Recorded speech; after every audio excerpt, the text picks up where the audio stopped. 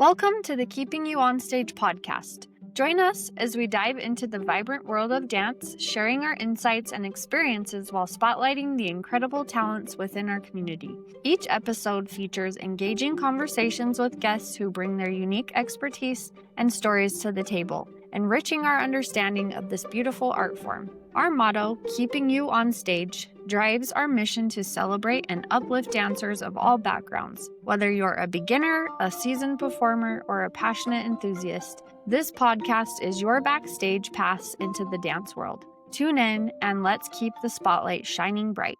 Welcome back to the Keeping You On Stage podcast. In this series, The Teachers Who Shaped Me, we spotlight the dancers, the coaches, and mentors who have had a lasting impact on not only our journey, but on the dance community as a whole. Today, I'm so excited to welcome someone who's had a huge influence on me during my high school years, our very first guest, Leslie Hansen.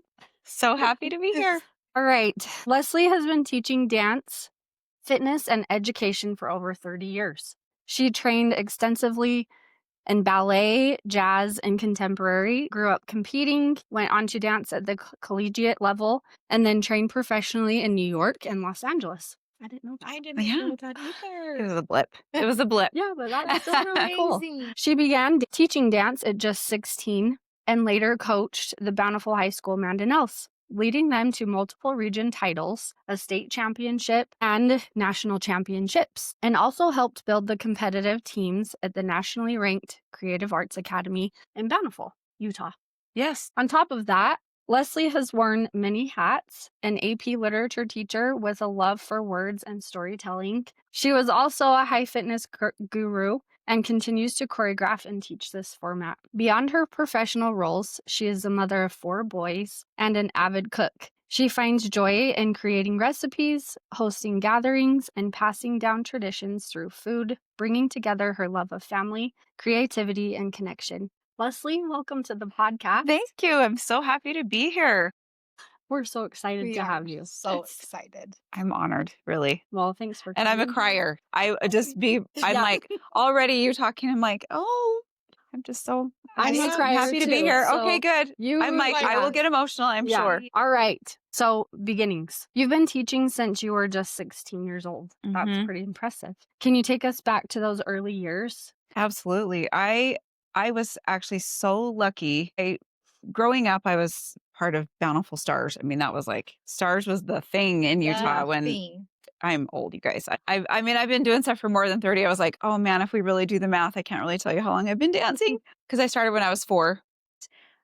I was at Bountiful Stars and then I was able to stay there kind of throughout. I had a blip of time when my father passed away that I had to stop dancing. And my teachers had such a huge influence on me during that time and the love. I mean, one of the only people I remember at my dad's funeral was my dance teacher. I just remember her coming and she had just had a surgery and I remember what she had on even. Really? That impacted me so much that she cared so much.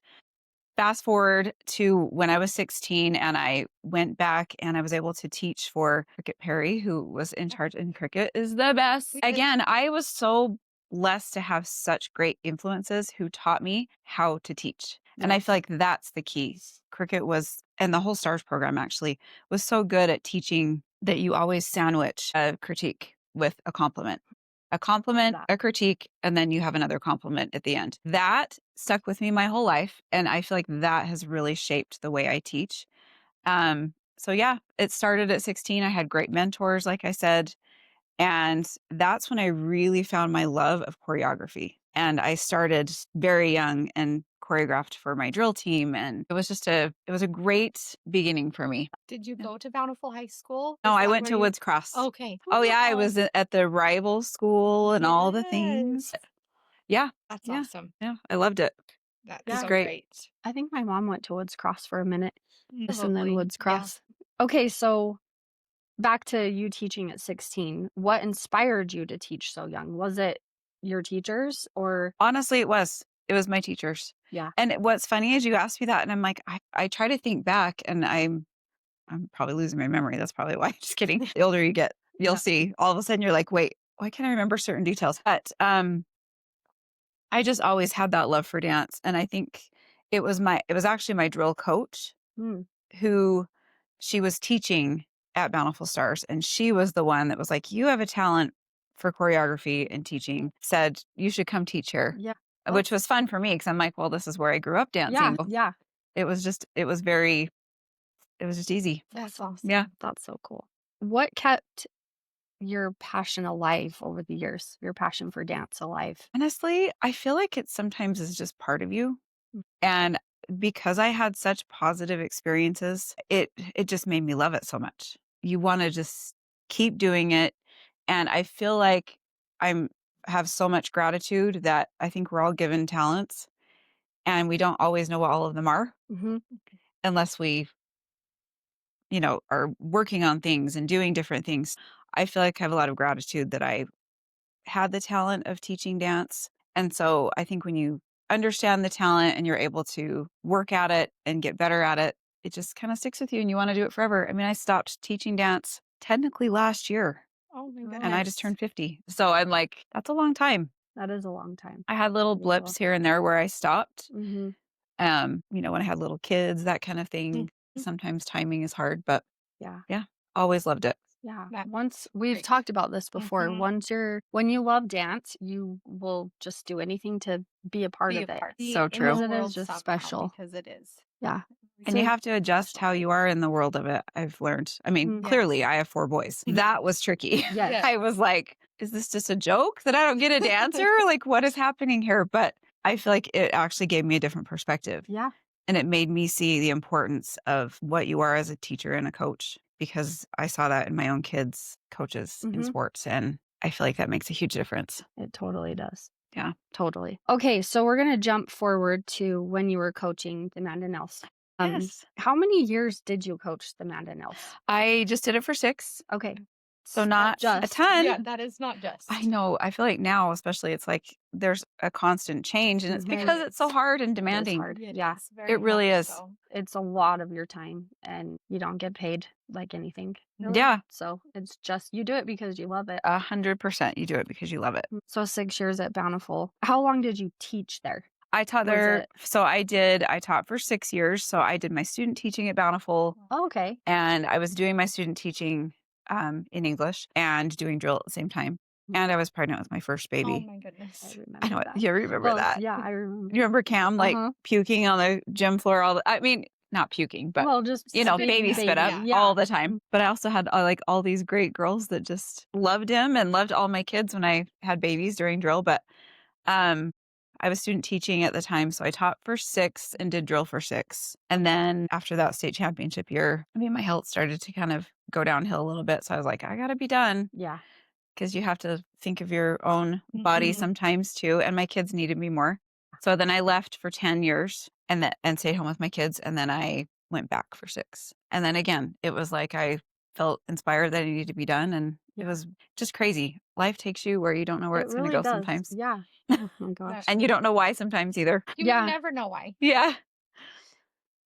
Okay, so in your time that you coached there, what stands out the most from like as you're during coaching, and what do you think made your teams so successful? I always go back to this, and I was telling you this at the beginning today is I run into dancers all the time. I mean, I still live in the area that I taught, and I run into dancers, I run into past drill team members, and the thing that sticks out to me the most is that, and here are the tears coming. I always tried to have a focus on loving my dancers, and there's a big difference between loving and being a friend. You can be their friend, but that can't be your number one. You have to be a coach. So you have to show love and that you can build them up and respect their capabilities and give them some empowerment and confidence in themselves.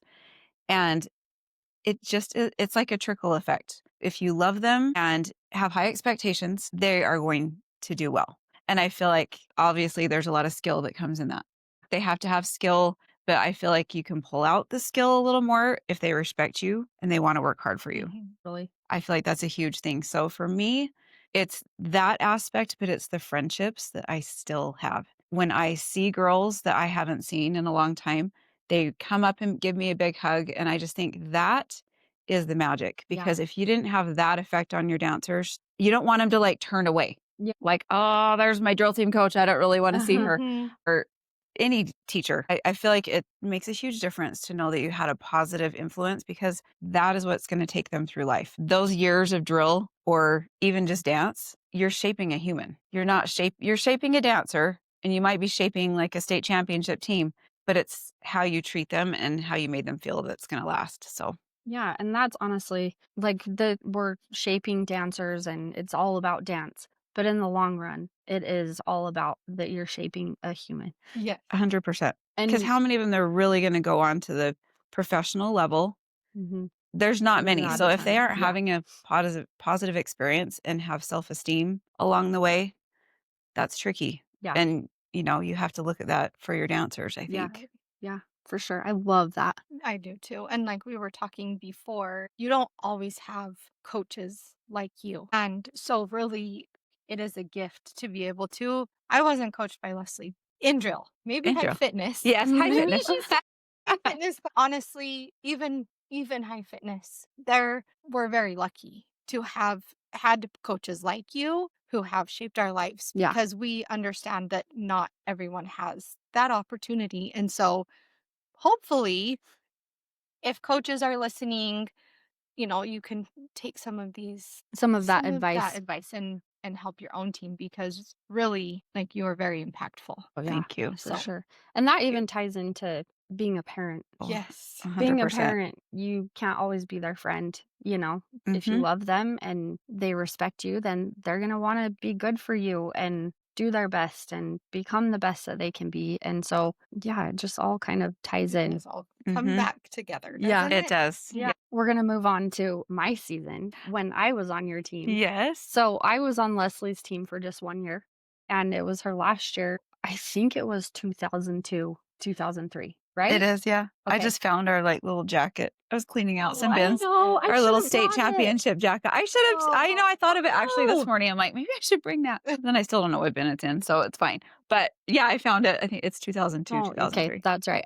That year for me was obviously really unforgettable. So before we go into like my experience on drill, I just want to see what your perspective is from that year. What made that particular team special? Were we special or were we not? Were we the same as all the other? And how do you remember that season? That you guys were special. I mean, really. There was like a different, and maybe it was because it was a good combination. It was my last year. I mean, I didn't Yeah. know it was my last year until the end of the year, actually.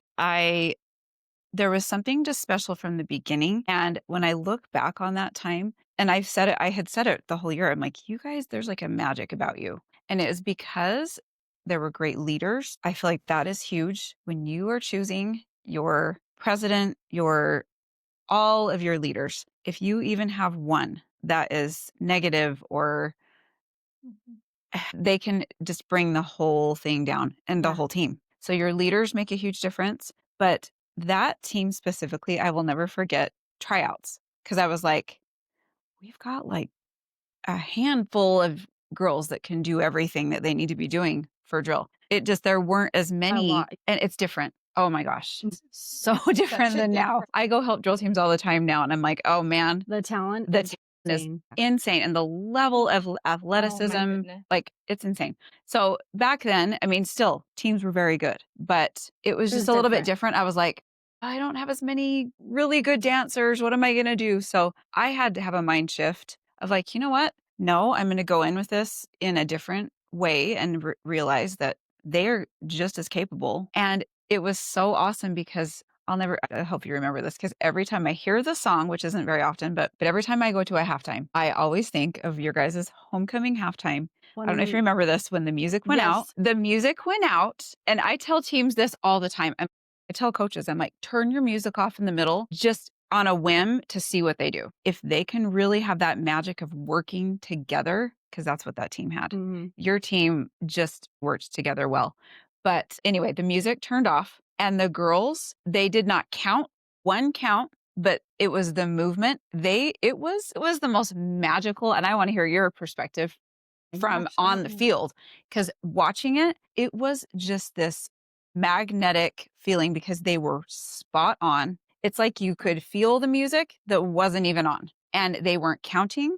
They were just working together. And I swear that magical moment is what solidified the whole year, because that was like, and I feel like I was able to teach them that, like being together, working together. If the music turns off, you keep going. So if you don't teach those little elements, that may not have happened, but that magic is what changed the whole year for me, I think. Oh, Because that's I think so your whole cool. team realized we are really good at working together, and they loved each other. I want to hear your perspective from Oh my on the gosh, field. I actually was thinking about that the other day. I remember talking about it after, and I remember you saying and just really like emphasizing that, hey, you guys did such a good job. I remember just feeling on the football field, there is that little bit of like panic, like, oh my gosh, but you have so much adrenaline.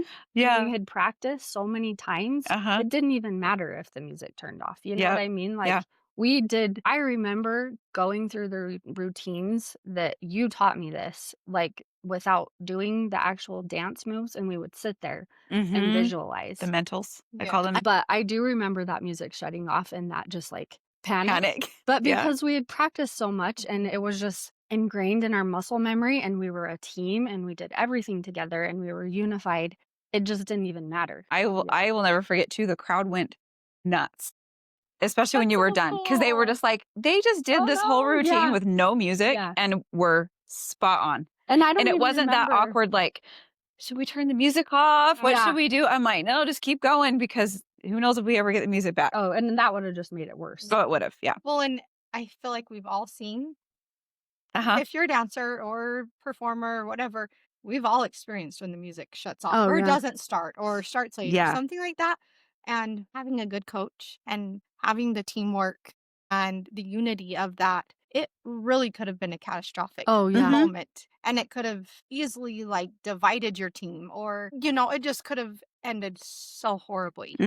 But I feel like because, all of these little steps that you have been talking about, it made it unforgettable and it made it magical, like you were saying. And how you approach things after. Yes. Yeah. That's a huge thing. Yes, Mhm. totally. Oh, Because if, I could have been like, oh, the music didn't start and that was terrible. And I could have focused on that, but instead I was like, look at what they're doing. And then you just praise them, because at the end of the day and at the end of the routine, it does zero good yeah. to like yell at people and say that was terrible. And it just doesn't work. You save it for practice the next time. Mm.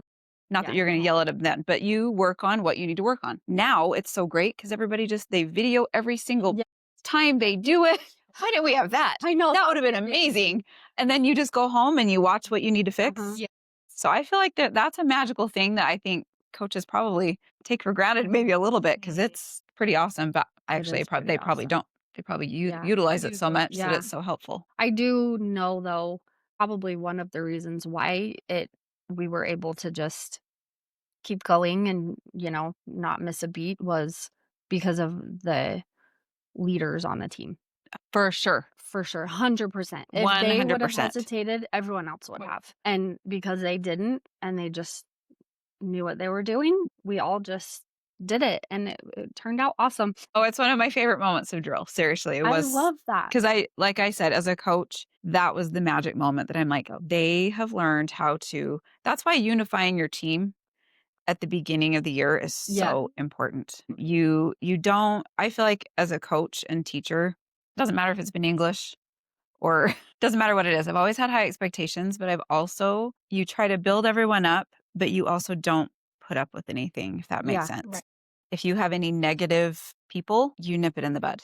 You don't yell at Mhm. them, but you just say, hey, there's probably a better way we can handle this. Let's try to be more unified. If you don't nip it in the bud, though, it's like a cancer that starts to spread. And they'll respect you more. oh, yeah. No, I if agree. They know that you're not going to put up with. For sure. And that's why I feel like I didn't have very many parent problems or anything else like that in all my So years of lucky. teaching. But I think that's why I Yes. communicated, but I Mhm. also was like, I don't put up with any drama, or we just don't do that here. So I love that. leave it at the door. Exactly. Yep. Leave it at the For door. sure. Yeah, Yep. I love that. As one of your dancers, I can say you really influenced me in a lot of ways. Looking back, I learned a lot about discipline I learned a lot about teamwork, punctuality. I learned a lot about pushing myself further than I thought that I ever could or thought was even possible. Drill team's hard. It is hard. Yeah. I came into drill as a ballet dancer. So A beautiful ballet dancer. I remember that. and so drill team was like a really, really different world to me. I actually was encouraged to try out for drill by my junior high counselor, but she mentioned to me, "Hey, why don't you're going into high school, it's going to be your sophomore year. Why don't you try out for drill team? It's a great way to be involved and be a part of something as Really you're is. going into high school." Mhm. And at Bountiful, you could be on a drill team as a sophomore at the time. I know at Viewmont you couldn't. Viewmont? Yeah. Oh, drill team was like kind of hard because it was just so different from So ballet. different. Yeah. I went from just everything I did in ballet was turned out. And then all of a sudden I was just into this world of like everything Yes. jazz. Yes. Parallel. Yeah. And that was hard for me. Oh. But I loved it so much. I loved being a part of something. I loved waking up in the mornings early. I actually really did love that. And I still do. I was going to say, it actually changes you. It really Makes you a does. morning person, and that's not a Mhm. bad thing. Yeah, it's Yeah. not a bad thing. And I loved the friends that I made.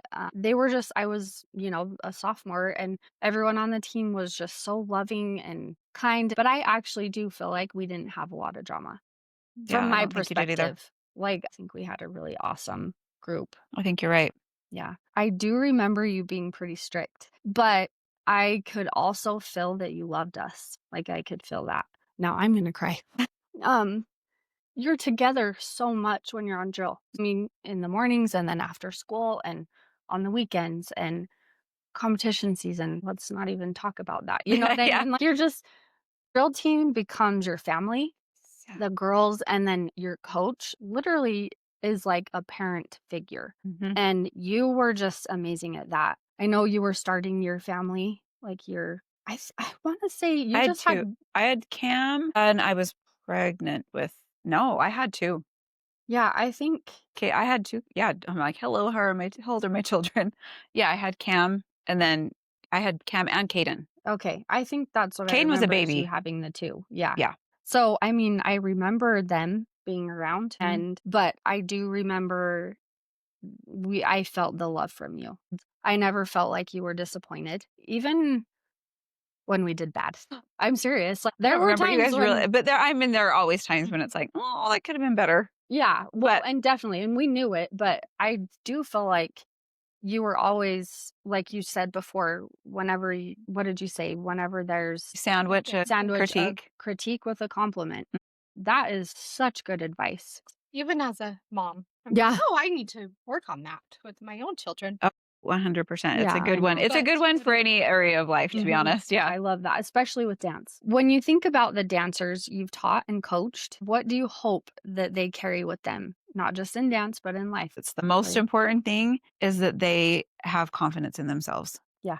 And seeing this is where if I was strict and tough here and there, and you have that sandwich as a compliment, that's why it works. Yeah. Mhm. Because if you're just screaming at them and calling them stupid and whatever, it's not going to make them good. All it's going to do is tear them down. And if it does make them good and you win, the winning is secondary. That's not going to matter. And in fact, you're not even going to, like, years down the road, no one's going to remember if you were a state champion, or you may remember that feeling, but it's not going to matter. What's No. going to matter is how they felt and what their self-esteem is, and if they had confidence at the time. And I feel like it's such an important thing, and it's actually something really hard to teach someone. So you have to practice it. You have to really practice. I feel lucky that I had practice from age 16 up.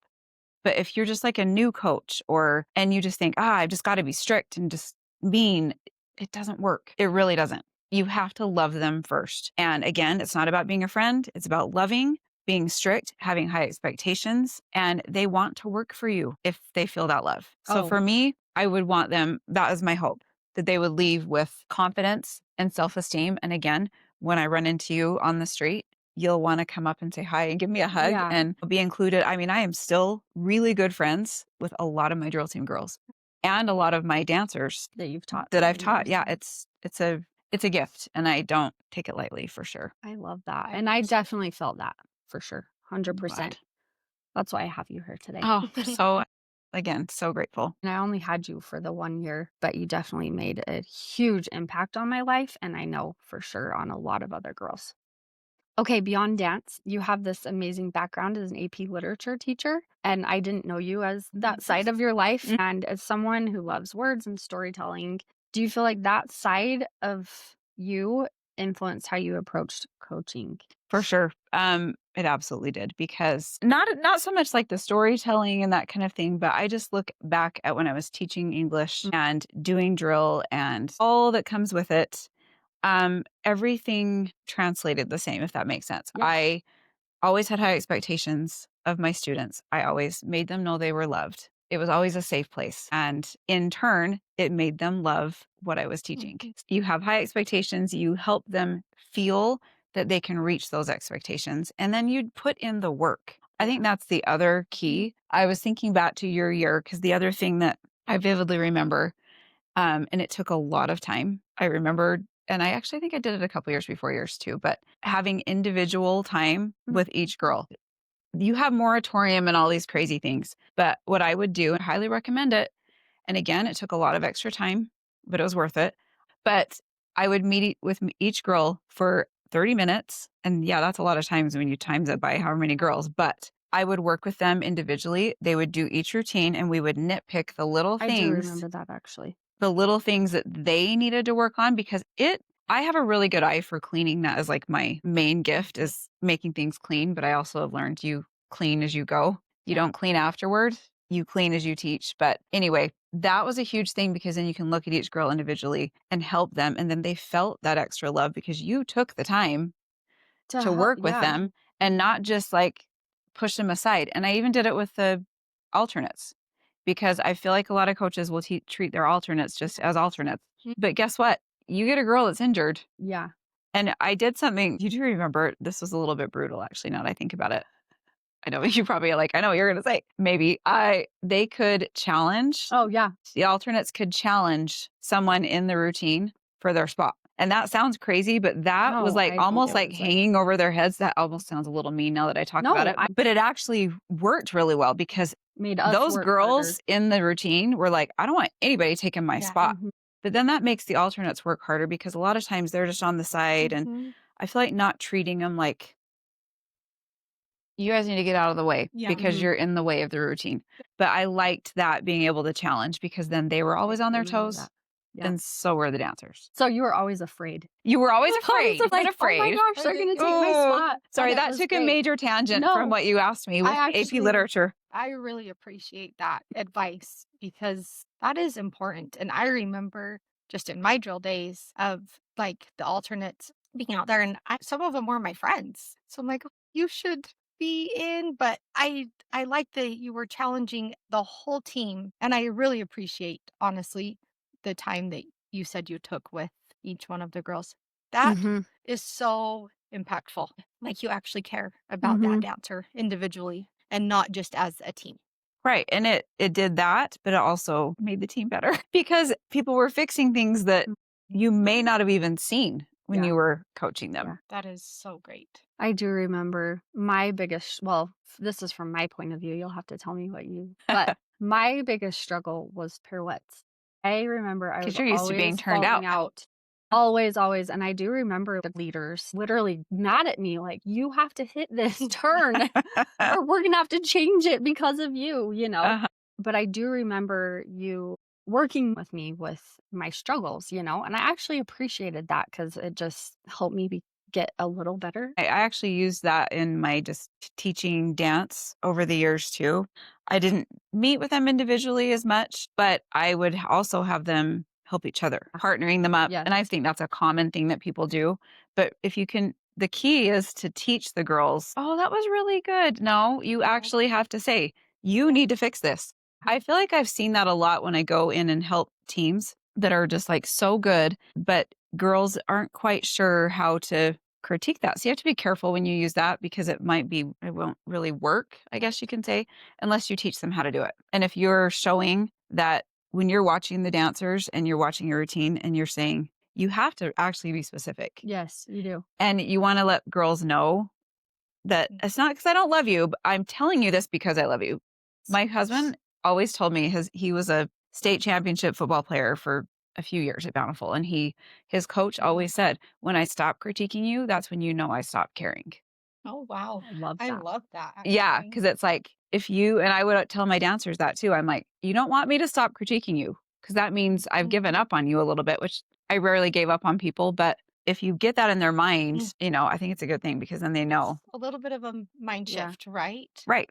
It's just like, and that's where my Yeah. English and everything would tie together too, is I'm Yeah. like, if I'm not writing on your papers and telling you what to fix, How are they going to know? how are you going to know what to fix Yeah. and how are you going to get better? Yeah, exactly. I want to just go back to what you said before about you like routines to be clean. You have like Mhm. a knack for that. You really do. That is one specific thing that I remember from being on your team was we spent so much time cleaning the routines. And you were right. We did it as we went, not at the Mhm. end. It's just as we went so that we would have that muscle memory from the very start. Mhm. And I remember one of the competitions, we got some like notes back from a judge. You I know exactly. what I'm gonna I know who say. the judge is and Yep. everything else. Yeah, keep going. She said something along the lines of, "You'll just have to correct me if I don't get it right, because I'll probably just I probably ruin it." kept this judging sheet. Yeah. She basically said something like, "Your routine was clean as soap." And She said, "What kind of soap do you use?" It was adorable. Jan Monker, one of the Oh, best yes. judges of all time. Mhm. love Yep. that. So I will never forget that. Me We either. weren't the most talented team as But you far were as like clean. technique. Yeah. You know what I mean? But We you did it. were clean. And that was because we spent so much time with it. And Leslie, that was Oh, you're like sweet. huge for you. And so even when I watch routines Mhm. and things like that, you can tell which teams spend more on cleaning Mhm. and the teams that don't. It's big. It's huge. And that is huge. one thing that I will never forget. Well, and I feel like I say it's like a gift. I can see it really well. And I think there's a lot of coaches that can. But it is something, if I can give any advice to coaches with cleaning routines, especially for drill team, because a clean routine is going to win. That's what's Yeah. going to win.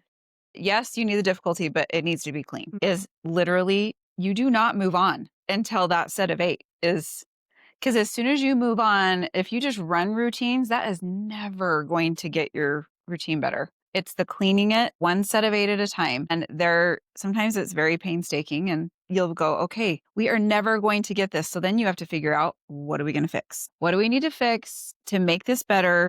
So when you do that, you're not like running your routine over and over. And then all of a sudden like, oh, that part is never looking good and you're too late. Yeah. So I feel like it actually speeds up the process, even though it feels slow. And that's why I feel like a lot of coaches are like, oh, it just takes too much time to do that. You No, have to do it. It's so Yeah. worth it. It is really worth it. It But does I make the biggest actually difference. love that because Mhm. we've both coached or been in coaching positions of a drill team or taught dance. And honestly, I've never thought of cleaning a routine like that before. I can see why that would make a big difference. Mm. That is such good advice. oh, thanks. I feel like that's just something I learned from the very beginning Yeah. is, Clean as you go. yeah, clean as you go. And it actually makes things a little easier in the end. So, and they look good. Yeah. So true. All right. Life balance. Moving away from Mhm. dance a little bit. You've managed to juggle coaching, teaching, fitness, and raising your 4 boys and being a wife, which is no small feat. No, yeah. How do you balance all of that? And what role did your family play in supporting your journey? Honestly, you have to have a supportive spouse, Yes. especially. I'm going to cry again. My husband was like my biggest cheerleader doesn't matter if it was drill, teaching, fitness, doesn't matter. He was my biggest cheerleader. And in turn, so were my kids. I mean, I had 4 boys. And when I was teaching high school, I actually had the best setup at Bountiful High because when I was coaching drill, I was part-time. I was every other day. So I would go to drill and sometimes my husband would have to drop my kids off at 7 and kids would be at the school until I could take him into the childcare, but there was a childcare. I had the best setup. So that was great. And I feel like my kids really enjoyed that. But then when I left for the 10 years, it's when I started teaching dance more. Mhm. And I had to have that balance. That was hard because you have to set boundaries, basically. Mm. I had to say to my boss, I will only do 1 night a week. And competition days were just going to be long. And I just knew, and my family knew, and they were supportive. And and they always came to our concerts and cheered them on. And some of their best friends were some of the dancers. But that whole process, it was about setting some boundaries and also saying, I'm not going to miss any of my kids' games. And so in all my years of teaching dance again and coach, I was like, I'm not missing my kids' stuff. So I would get a sub, I work something out. And I hope my boys, and I feel like they do appreciate all that I did or even still do, because my husband was such a good example of being my biggest cheerleader.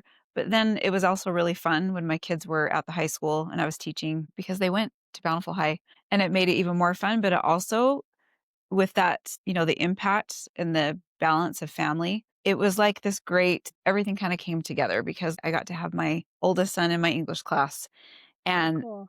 I helped drill at the time. I wasn't coaching at the time when he was there, and I was teaching dance, but a lot of his friends were in the dance. And so he saw all that I did and appreciated it. But I never missed any of his stuff because my kids came first. And I feel like that's the key. Your kids have to come first. And if you can't balance that, you've got to make some shifts. But the greatest part is that my kids, it made me a better coach, a better teacher, everything, because I'm like, my kids are here and people are either going to say, your mom is the worst teacher ever. She's so mean. But I didn't have that because I had a good reputation as a teacher, because I loved my students. Everyone always felt like it was a safe place, like I said, and then they learned a lot and I had high expectations. So that also was part of my kids' life, because they were in my class, but also because their friends were in the school. And so I just feel like that again goes back to the way you present yourself in life. 100%. Are you going to be a light? Are you going to be one that loves other people and makes a difference? Or are people just going to be like, oh, your mom's the worst, we hate her class? I would hate that. And that's just not who I am anyway, but it really did translate. But the balance definitely came from just the support. You have to have the support. And that's a tricky thing if you don't have that. And I just feel like you have to try to find the balance where you can. Yeah, for sure. I love that. Great advice. I love that. I know you've given a ton of advice. I love all the advice that you have. You're just kind of a natural. It just comes naturally to you, I feel like. I know you've had a lot of years of experience, Yeah. and you make your mistakes and you learn from them and do better. Mhm. But I just kind of feel like it does come naturally to you. And I think it's really cool that you have so much love in your heart for your family and for all the things that you do. But there's extra room for all of us. You know what I mean? That's a gift. Now I need you to give some more advice to the listeners, the dancers, not just the coaches, the parents, all of those who are right in the middle of their own journeys of this crazy world, this amazing world of dance. It is crazy. But it is crazy.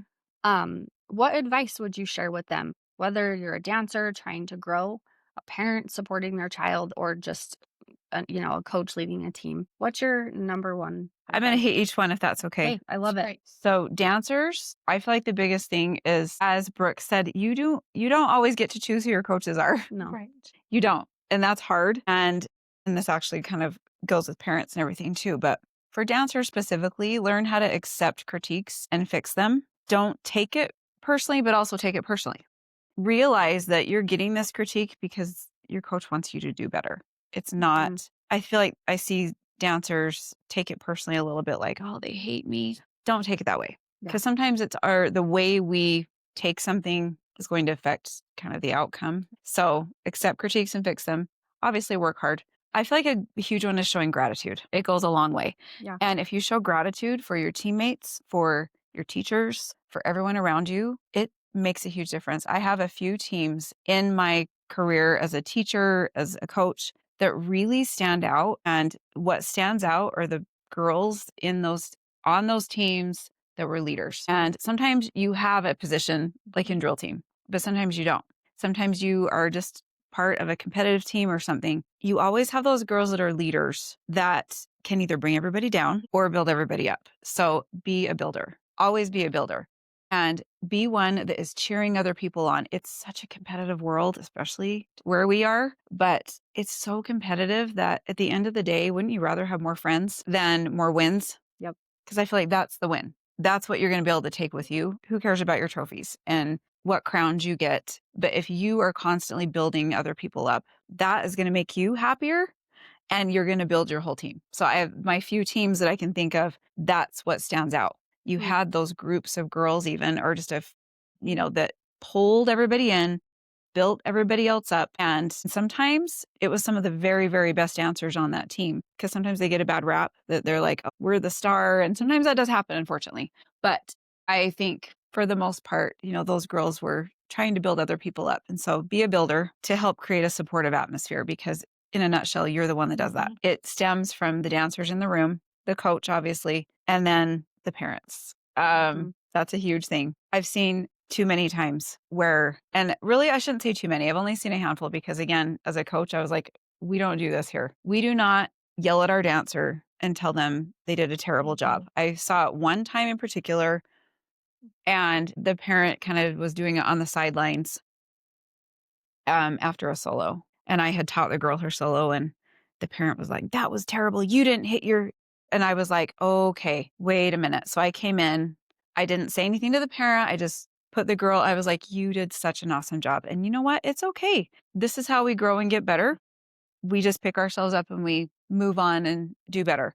And that was trying to show the parent. I mean, I don't want this to sound like the parent's a bad person. She wasn't. She just handled it in a different way. And then I was able to pull the parent aside too and just say, to really build her up, we've got to focus on what she did really well. And then let me in practice work on those things, because I know what they are and she knows what they are, but we don't need to tell her what they are. Again, she already knows what happened. So it just doesn't do a lot of good. So build your dancers up. You should be their biggest cheerleader. And we know as parents, that's our job. Our job is to, when they're little, you're teaching them everything and getting them to grow. And then you're their biggest cheerleader. And then now the stage I'm in is they're adults. You're like their lighthouse. You're the light. I'm the light that you can come to. You can come to me for anything, but they need to feel that. They need to feel that you are their biggest cheerleader, because they may not be getting that in other places, and you're supposed to be their safe space. So I feel like that's a big thing, making sure you're their biggest cheerleader. It's always just build them up, build everyone up around them. If we teach our kids to do that, that is what's going to make them good adults, because at the end of the day, that's what matters. Yep. I have Again, a quick question yes. for you. So going into that, my littlest, she's just starting out dancing. She's doing solos and all these things, So fun. but it is so fun. And I am similar in you that I'm like, we're just here for fun and to learn and to grow. I also have, older kids who I invest so much money and time and rides and our family trips or their tournaments and things like that. And so it can be frustrating as a parent. And I'm sure you've seen it. Oh, yeah. Where you're Well, like, I've been there too. Yeah. Yeah. exactly. Of like, well, we did all this and you're going to perform like that.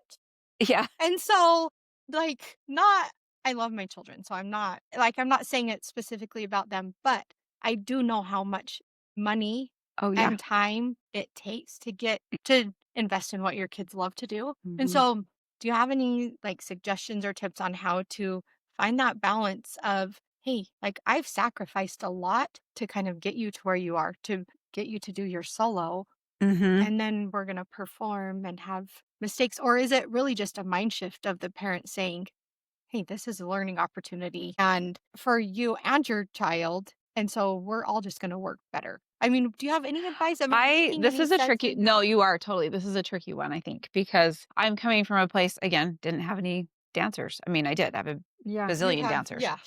But I have all boys. So it's different. But again, always going to their tournaments. They still did all the things. They were very athletic, and we had all kinds of things they were involved in. And I did, because of my teaching dance, I had a different perspective, because I did see the negativity and the negative. and the behind the scenes and some of the parents that were negative. And I just had always told myself I would never be that way. And I just said, I will not be the negative parent. I will always be their biggest cheerleader. If they dropped the ball and missed a touchdown, you know what? You did great on all these other things. We just move on. You can do better next time. And so it's really hard, because I feel like that's something that's hard to teach, and it's hard to really pinpoint what to do. No, I think it's a really good question. Yeah. So I feel like, again, I have a different perspective, because I've taught, and when you're a teacher and you have that perspective of building up dancers, it has to translate to your own kids too.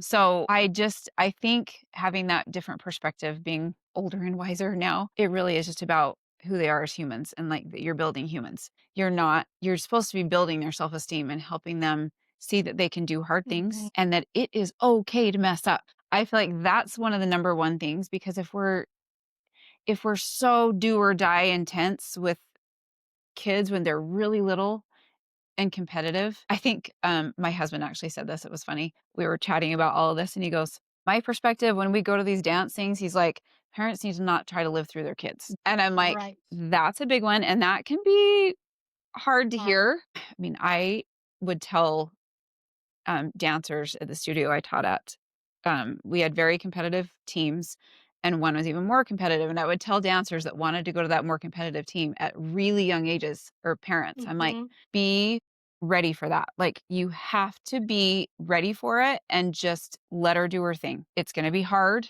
Let her do her thing, be her biggest cheerleader if you're going to take that route, because it's more intense. And you're going to find yourself, it's human nature. We are competitive. We want our kids to be really good. We want it, but we have to just remember, think of that little perfect little child that you love so much being beaten down by our own words. I mean, none of us want to do that as a parent. No one wants to. But you've got to take, like you said, you almost have to take that like step back and have a mind shift and not treat it. I treat like stress like that. I'm like, okay, just take a deep breath. Like, we can do this. Like, you just have to look at your perspective and how you're going to handle the situation, because I feel like if we get into those competitive environments, it's like you feed off of it, and it's it's almost like this weight on your shoulders, and then you're feeling it for your kid. So then all of a sudden you're intense with your kid. Yeah. Yep. And you have to And you don't mean to. No, you don't mean to. You have to look at it as a whole. Like, you have to look at it from the bigger perspective and not just the competition or that routine or whatever it is or that game. You have to just remember that they're human, and it's not always about dance or always about football or always about winning. Or always about winning. Yep. Yeah. All of this is about building them up and helping them be good members of society and good humans. That's what it's all about. And again, sometimes the magic happens when you're building them up and helping them realize, okay, let's work on this. It's okay. Because if they're constantly feeling beaten down, guess what? They're going to hate it. Yeah. I was just going to say. And then they're going to be done We're with doing dance. this because we love dance. Right. And so when it's just beat down on you all the time. Oh, yeah. They're going to be done. Yeah. Other thing that people don't like to hear sometimes is if they don't love it, why are we making them do it? Yep. Yes. Don't make them do it. Let them find something else. Of course, I would love to have little dancers on the stage, but I'm like, at the end of the day, if they don't love it, why are you doing it? It's not worth it. Exactly. Because then, guess what? Then they're going to drop out. Then what are they going to do? Because then you're too late in the game. Yeah. And then sometimes they just keep dancing and then they end up hating it. I've seen that, and it's hard. It is so hard. Help them find something that they're passionate about as much as you're passionate about dance. Right. Help them find that. Or even if they don't find something. My kids, I mean, dance was like my whole entire life. And I have 2 girls, and they don't like to dance. I mean, my one daughter, she likes to tumble. But my oldest, I put them both in dance, and my oldest hated every second of it. And I was like, I'm not going to push her. I know what it's like. I'm not going to push her. And I feel like my role now, I mean, they have their other hobbies and interests and things, but my role now is to just hone in and focus on the things that they like and be their cheerleader and support in what they like. Even if it's like, hey, I just want to play the guitar. Right. Great. Let's do what we can to get you into that, and I'll be your biggest support. Yeah. So it doesn't always have to be about dance and sports, and it is a good thing, and it teaches you so many amazing things. But really, when it all comes down to it, we're just building up humans. Yep. So Exactly. The number one thing. Yeah. So back to the advice. The last person is a coach. What is your biggest advice to a coach now? Oh boy. I think for coaches, we've actually kind of talked about a lot of this already. I was actually on the way here was thinking about this, because I think of, if you hear a song that you dance to ever, any routine, it is crazy how quickly the moves come back. I have one from when I was like, my very first dance I ever learned when I was 4 years old. I'll hear the song, not very often because it was really old, but I hear the song and I'm like, I literally remember some of this dance. And it's crazy how that muscle memory, we remember how we felt. We remember the moves of the dance because the music is so powerful. I think of it's the exact same way with how we make our dancers feel. If they hear that music even, are they going to look back and go, oh my gosh, I hated drill team. My coach was so mean. And all they're going to remember are the negative thoughts and the negative, if that's kind of what they experienced. But you want them to feel always remember the positive, because at the end of the day, winning is not what matters. We want to work toward that, but we're building humans, we're building girls that know how to have good sportsmanship. And the only way we can do that is by teaching them in our own team to build each other up, cheer each other on. And it shouldn't be a forced thing. Like, you need to make sure you stand up when this team wins. It shouldn't be forced. It should just be something we do all the time. And I feel like coaches now have a much trickier time because of social media. And we didn't have that. We didn't have to worry about any of that. And I feel like that's a tricky thing. And it's not something you can do, but seriously, if it were me, I'd be like, you know what? We don't ever post about drill. We don't post about other teams. We don't talk about other teams. We don't talk about other girls. No phones when it comes to all that. I feel like that would be a really easy way to nip that in the bud. Yeah. So you're not having girls that are talking about other teams or negative. You're going to remember how you felt and those different experiences. It just goes back to everything I've said. Dancers remember how you made them feel, and your team will remember how you made them feel. So you want your dancers to always know that you're their biggest cheerleader, that you love them, no matter what, because at the end of the day, especially drill team it's a judge deciding. I'm just going to touch on that really quick. I judged for 27 years, and it is not an easy job when there are so many good teams out there too. I feel like we have to be super careful of that too.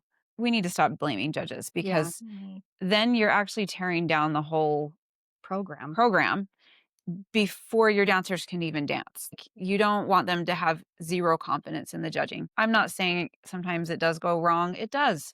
But that's why we have to remember it is a subjective sport and it's somebody's opinion. And so that's why we need to be focused more on the dancer themselves and how your team feels and how they know how you feel about them, because you have no control. It's not like basketball where you know exactly what the score is. So you just don't have any control over that. So I think that's my biggest advice, is just make sure you love your team. Make sure they know you love them, but that you have high expectations and you'll do everything in your power to help them be good. So I feel like that's the biggest thing, because at the end of the day, like we've said 10 times, you're building humans, and who they are as adults later on, that's what's going to matter more. Yep. I love that. That is just like gold. I have so enjoyed this time with you, and I'll always be grateful for the time that I got to spend with you as a teenager. And then even just now, I grew so much that year. Just my dancing, just you grow so much as a sophomore anyways.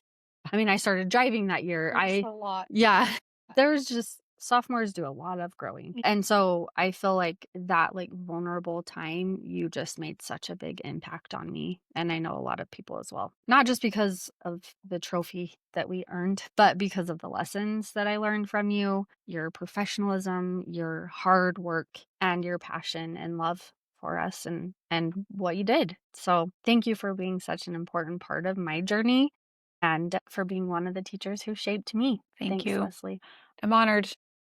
Leslie is proof that teachers really do influence the dancers, and it goes far beyond just technique. It's about discipline, resilience, and the kind of life lessons that shape who we become. Brooke, do you have anything to add? No, I would just like emphasize that Leslie has influenced so many young dancers, but also now she's influencing so many adults and just all the things that you're so passionate about. I'm grateful to have been able to meet you later in life, not as a high school girl, and now you're influencing fitness world, and also your cooking is so amazing. Thank you. I was thinking about it as you were talking. Your big thing right now, or not your big thing, but something that you're doing is your cookbook and all that, and gathering people to your home and sharing recipes and making good recipes. And something that I admire about you is you are bringing people together, teamwork, team building. It can go back to coaching. It can go back thought to about that. It's teaching. true. It's like you're gathering people and in such a positive and influential way. but you're also teaching them. Mm. And so, by you sharing your recipes and doing all of that stuff, you're teaching us and still just spreading something that you're so passionate about. You're sharing all of it. And so I'm very grateful for that as an adult and as a mom. I'm Thank really you. grateful for your influence on that end. I think do you remember your team, Haley's, we had a theme. I think most teams have themes. Yeah. And it was no No regrets. regrets. And I feel like that I have taken that into my whole Mhm. life. And I feel like the older we get, you just have to always look back and have no regrets. And I feel like as a coach, as a teacher, as human, we all have regrets. I mean, we're human. But I feel like the more we can go with that in our mind, the better we can be. So Yeah. I love that. Thank you so Well, much. Thank you you. definitely are sharing your light with many people. Mhm. And we're grateful for it. Thanks for joining us today and for being a part of our journey and a part of our podcast. Thank you to all of you who are listening. If you love this conversation, make sure to subscribe, share it with your dance friends, and keep following along as we continue our series, The Teachers Who Shaped Me. New episodes drop every Monday, so tune in on Mondays. Until next time, remember we're here to keep you inspired, keep you motivated, and as always, keep you on stage. Happy dancing! Thank you.